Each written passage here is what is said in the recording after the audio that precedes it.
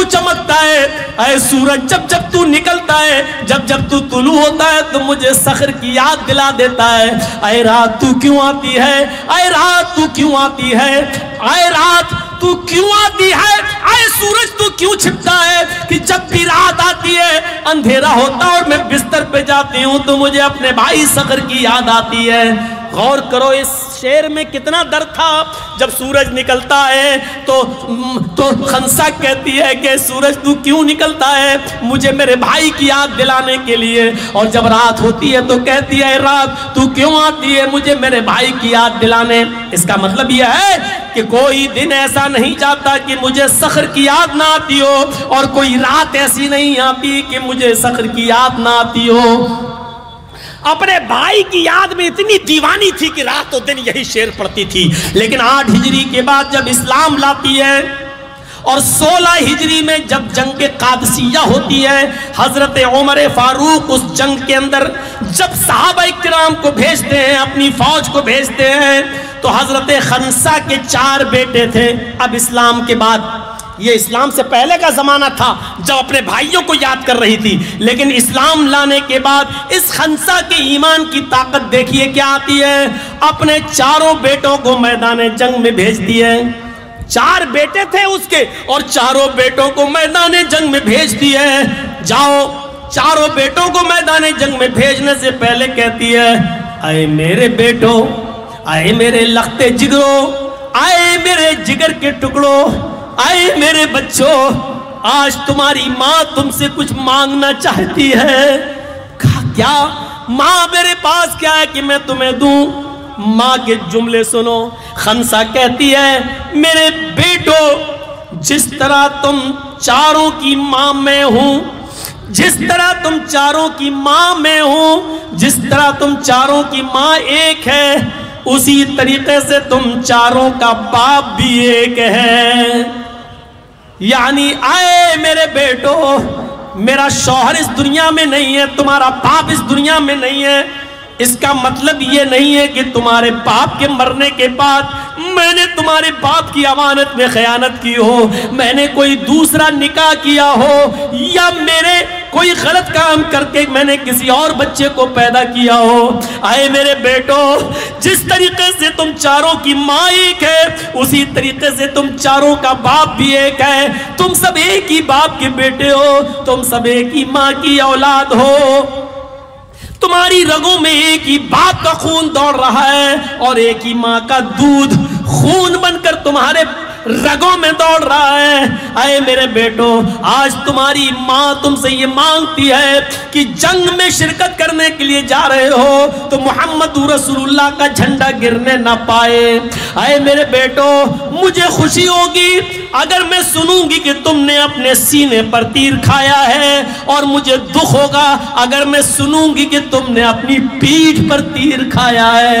اے میرے بیٹو، میدان جنگ میں ایک بیٹی کی شہادت کے بعد دوسرا بیٹا جائے گا، اور دوسرے کی شہادت کے بعد تیسرا بیٹا جائے گا، اور تیسرے کی شہادت کے بعد چوتھا بیٹا جائے گا۔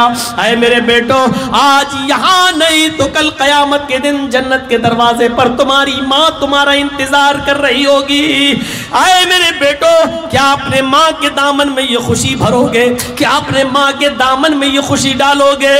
4 بیٹوں نے اپنے ماں سے وعدہ کیا، ماں تمہارے بیٹے تیر کھائیں گے تو سینے پہ کھائیں گے، یا غازی بن کر لوٹیں گے، جنگ کو جیت کر لوٹیں گے، یا شہادت ملے گی تو سینے پر تیر کھائیں گے، لیکن پیٹھ پھیر کر نہیں بھاگیں گے۔ ماں تم نے آج جو چیز مانگی ہے وہ میں تمہارے دامن میں ڈالوں گا۔ یہ 4 بیٹے اپنے ماں سے وعدہ کر کے میدان جنگ میں جاتے ہیں۔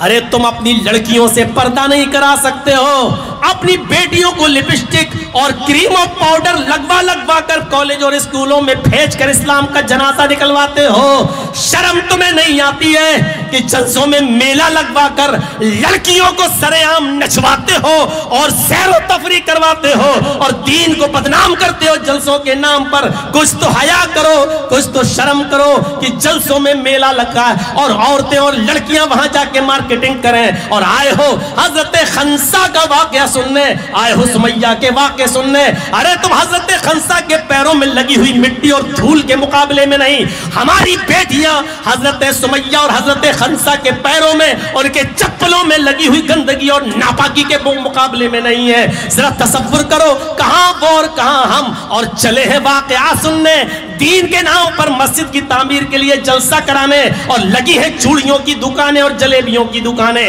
جہاں ہماری بیٹیاں جلسوں میں بھی لپسٹک لگا لگا کر جلسوں میں بھی شریک ہو رہی ہیں, اور ایک ایک لڑکی کے پیچھے 10-10 لڑکے گھوم رہے ہیں. ایسا لگتا ہے جیسے ایک ایک کتیا کے پیچھے 10-10 کتے بھاگ رہے ہوں, دوڑ رہے ہوں. یہ جملے سننا پڑیں گے, تمہیں نہیں تمہارے باپ کو بھی سننا پڑیں گے.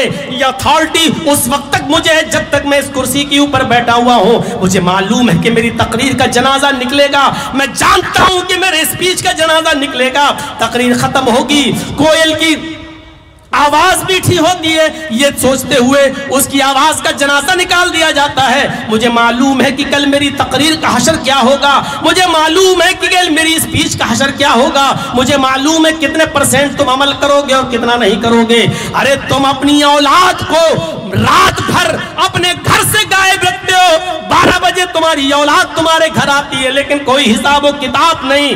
رات کے 2-2 بجے تک تمہارا بیٹا موبائل چلاتا ہے, کوئی پوچھ تاچھ نہیں. تمہاری بیٹی رات کے 2-2 بجے تک واٹس ایپ پہ چیٹنگ کرتی ہے لیکن باپ کو فکر نہیں. چلے ہو خنسا کے واقعات سننے, چلے ہو صحابہ کے واقعات سننے, آئے ہو اپنے ایمان کے اندر تازگی پیدا کرنے, اور یہ سوچ کے آئے ہو سنیں گے, ایک کان سے وہ نکال دیں گے دوسرے کان سے, ہمیں تو عمل کرنا ہی نہیں ہے. یہ خنسا ہے جو اپنے چاروں بیٹوں سے وعدہ لے رہی ہے, اور چاروں بیٹے کہہ رہے ہیں ماں تیرے بیٹے اگر تیر کھائیں گے تو سینے پر کھائیں گے, اور نہیں تو پرچم لہرا کر غازی ہو کر واپس. یہ بچے اپنی ماں سے وعدہ کر کے جب جنگ میں جاتے ہیں, پہلا بیٹا میدان جنگ میں گیا, لڑتے لڑتے شہید ہو گیا. دوسرا بیٹا میدان جنگ میں گیا, لڑتے لڑتے وہ بھی شہید ہو گیا. تیسرا بیٹا میدان جنگ میں گیا, لڑتے لڑتے وہ بھی شہید ہو گیا. چوتھا بیٹا میدان جنگ میں گیا, اور اتفاق سے چوتھا بیٹا بھی شہید ہو گیا. ماں کے کانوں میں جنگ ختم ہونے کے بعد ماں کے کانوں میں آواز آئی, ماں چاہ رہی ہے, دروازے پر کھڑی ہے, جنگ سے لوٹنے والے ایک صحابہ کو دیکھ رہی ہے, پوچھتی ہے میرے بیٹے کہاں ہیں, تم سب لوٹ کے آ رہے ہو, مجھے میرے بیٹے نہیں دکھائی دے رہے. جواب ملا تمہارے چاروں بیٹے میدان جنگ میں شہید کر دیے گئے ہیں. حضرت خنسا نے کہا کیا مجھے میرے بیٹوں کی لاش دیکھنے کو ملے گی؟ کسی نے کہا لاش دیکھنے کو نہیں ملے گی, اس لیے کہ جہاں قتل کیے گئے تھے, شہید ہوئے تھے, ان کو اسی جگہ پر دفنا دیا گیا. ماں ہاں تمہارے بیٹوں نے انتقال سے پہلے, شہادت سے پہلے چند لمحے کی زندگی میں یہ کہا تھا کہ اگر میری ماں تک میری کوئی خبر پہنچا سکے تو اتنا کہہ دینا کہ آئے ماں خنسا, آئے بیٹوں کی ماں, چاروں بیٹوں کی ماں خنسا, تمہارے بیٹوں نے تمہارا تم سے کیا ہوا وعدہ پورا کیا ہے, اور کوئی میری ماں کو یہ بتا دینا کہ میری ماں سے کہہ دینا کہ تمہارے چاروں بیٹوں نے پیٹھ پر کوئی کھنجر نہیں کھایا ہے. چاروں بیٹوں نے جو کھنجر کھائے وہ اپنے سینے پر کھنجر کھائے ہیں. چاروں بیٹوں کی شہادت سینے پر کھنجر مار کر ہوئی ہے, ان کا انتقال ہوا, شہادت نصیب ہوئی ہے, اور انہوں نے کھنجر اپنے سینوں پر کھائے. کسی ایک بیٹے نے بھی کھنجر پیٹھ پر نہیں کھایا ہے. حضرت خنسا مسکراتی ہے اور کہتی ہے چلو بس یہی سننا چاہتی تھی, مجھے میرے بیٹوں کا چہرہ دیکھنے کو نہیں ملا تو کیا ہوا, لیکن میرے بیٹوں نے مجھ سے کیا ہوا وعدہ پورا کیا ہے. غور کرو, یہی خنسا جو اپنے بھائیوں کے انتقال پر, ان کے مرڈر پر جب کافر تھی تو یہ کہتی تھی یذکرنی طلوع الشمس صخرا, اے سورج تو کیوں نکلتا ہے, جب بھی نکلتا ہے تو مجھے صخر کی یاد دلا دیتا ہے. اذکرہ لکل غروب شمس, نے رات تو کیوں آتی ہے, جب بھی تو آتی ہے تو مجھے میرے بھائی خنسا مجھے صخر کی یاد دلا دیتی ہے. جو یہ کہتی تھی حالت کفر میں, اسلام لانے کے بعد اپنے بیٹوں کی, چاروں بیٹوں کی شہادت کی خبر سنتی ہے تو آج اس کے منہ سے کون سا جملہ نکلتا ہے, نظریں آسمان پہ ڈالتی ہے اور چاروں بیٹوں کی شہادت کی خبر سن کر کہتی ہے الحمدللہ الذی شرفنی بقتلہم، تمام تعریفیں اس اللہ کے لیے جس نے مجھے میرے بیٹوں کی شہادت سے مشرف فرمایا ہے، جس نے مجھے میرے بیٹوں کی شہادت سے خوشی دی ہے۔ بیٹوں کی شہادت کی خبر سن کے خوش ہو رہی ہے، اپنے بیٹوں کی موت پر خوش ہو رہی ہے۔ موت پر خوش وہی ہوگا جس کے اندر ایمان تازہ ہوگا، جس کے اندر ایمان ہوگا۔ آج موت کے وقت ہمیں خوشی نہیں ہوتی ہے، اس کا مطلب یہ ہے کہ ہمارے ایمان کے اندر کمی ہے۔ میرے بھائیوں، اپنے ایمان کا جائزہ لیجئے، اپنے ایمان کی کمیوں کو دور کیجئے، اور حضرت خنسہ کی طرح، حضرت سمیہ کی طرح، حضرت فاطمہ کی طرح، حضرت زینب کی طرح، حضرت سودا کی طرح ہم اپنے اندر ایمان پیدا کریں۔ اور اسی طریقے سے میرے بھائیوں، ہم دیکھیں کہ صحابہ کرام کی زندگی کیا تھی اور ان کا ایمان کیا تھا۔ ایمان ہوگا تو موت کے وقت خوشی ہوگی۔ یہ پونے 2 گھنٹے کی تقریر میں نے یہ لب لباب آپ کے سامنے رکھا ہے۔ پہلی چیز یہ کہ موت سب کو آنی ہے، دوسری چیز یہ کہ اس منظر سے ہمیں اور آپ کو سب کو گزرنا ہے کہ جب حلق تک روح نکلے گی اور آنکھیں تنگ جائیں گی اور روح کو نکلتے ہوئے ہمیں آپ سب اپنی آنکھوں سے دیکھیں گے۔ موت کا فرشتہ کہ قریب رحمت اور عذاب کا فرشتہ بھی ہم اپنی آنکھ سے دیکھ لیں گے۔ اگر ہم نے اچھے کام کیے ہیں تو دیکھ لیں گے میری روح کو لینے کے لیے رحمت کا فرشتہ آیا ہے یا عذاب کا۔ اگر برے کام کیے ہوں گے تو دیکھ لیں گے کہ عذاب کا فرشتہ آ گیا ہے۔ میری روح علیین میں جائے گی ایسی چیز میں، یہ مرنے سے پہلے ہمیں آپ کو پتہ چل جائے گا۔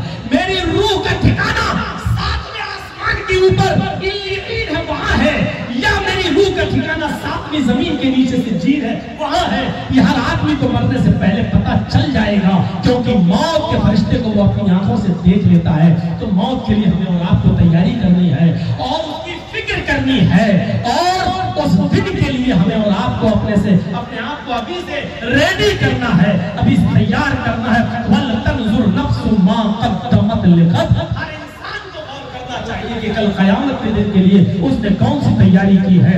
اس پونے 2 گھنٹے کی تقریر کا ایک احساس ہمارے اور آپ کی زندگی میں ہونا چاہیے۔ ایک نئی طریقے سے زندگی پیدا کریے اور اس کو نئی طریقے سے بنانے کی کوشش کریے۔ اس تقریر کا رزلٹ کل سے نظر آنا چاہیے ہماری زندگیوں میں، ہماری اولاد کی زندگیوں میں، ہماری بیٹیوں کی زندگی میں، ہماری بیویوں کی زندگی میں، ہمارے بچوں کی زندگی میں۔ اب دیکھنا یہ ہے کہ کل سے آپ اپنے بچوں کو کتنا اسلامی بنائیں گے، اپنی بیٹیوں کو کتنا اسلامی بنائیں گے، موت کا کتنا ڈر ہمارے اور آپ کے سماج میں پیدا ہوگا، ہمارے گھر میں پیدا ہوگا۔ میرے بھائیوں، یہ چند بنیادی باتیں تھیں۔ اب میں پونے 4 بج چکا ہے، 4 بجے تک اسٹیج لگنا بھی چاہیے۔ میں چاہتا ہوں کہ مسجد کا جو کام ہے، تعمیر مسجد کے سلسلے میں، کہ من بنا للہ مسجداً بنا اللہ لہ بیتا فی الجنہ، جو دنیا میں اللہ کے لیے کوئی مسجد بنائے گا تو اللہ قیامت کے دن جنت میں اس کے لیے گھر بنائے گا۔ تو آپ نے بہت تعاون کیا ہوگا، میں جانتا ہوں مدد کی ہوگی، لیکن اب مجھے اپنی آواز پر یہ دیکھنا ہے کہ اسٹیج پر آپ کتنا دیتے ہیں۔ آپ 10 20 50 60 100 200 500 آپ لائیے اور دیجئے۔ یہ دیکھتا ہوں کہ اس تقریر کے بعد آپ آخرت کے لیے کون سا توشہ اکٹھا کر رہے ہیں، اور اس تقریر کا کتنا اثر آپ کی زندگی میں ہوا ہے، اور آپ قیامت کے دن کے لیے کتنی تیاری کرنا چاہتے ہیں۔ یہ آج آپ کی جیبوں سے نکلنے والا پیسہ، آپ کی جیب سے نکلنے والی مدد اور اس تعمیر مسجد میں آپ کا تعاون یہ بتائے گا کہ اس تقریر کا کتنا اثر پڑا ہے۔ مجھ سے ہاتھ ملانے کی ضرورت نہیں ہے، اسٹیج پہ لاتے جائیے، ڈالتے جائیے۔ اللہ تعالیٰ آپ کی نیتوں کو جانتا ہے، آپ کے حالات کو جانتا ہے، آپ کے ارادوں کو جانتا ہے۔ انشاءاللہ آپ کو آپ کی نیتوں کے مطابق پورا آپ کو اجر عظیم عطا فرمائے گا۔ اب اللہ سے دعا کرتے ہیں